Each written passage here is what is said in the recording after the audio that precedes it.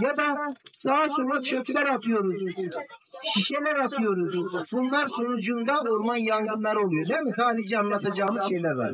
Bunun için de bu bilince ulaşmamız için bugün biz burada ne yaptık?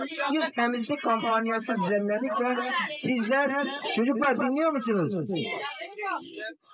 Sizler ellerinize sağlık. Her biriniz bir sürü çöp topladınız değil mi?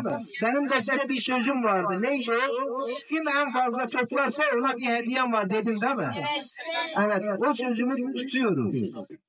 Bir ölçüm yaptık biz. Arkadaşlarım demin söyledi bana. Dedi ki hemen hemen hepsi aynı ayar toplamış. Ama bazıları biraz fazla toplamış. Onları da biz kamera görüntülerinden aldık.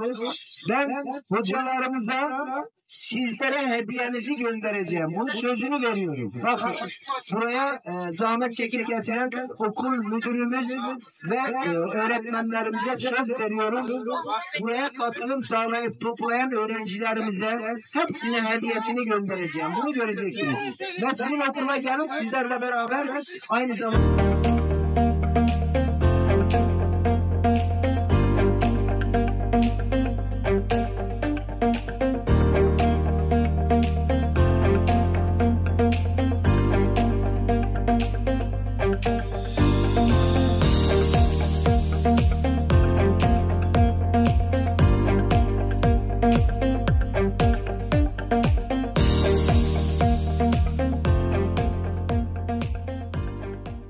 Tuzluca TV. Her zaman yanınızda.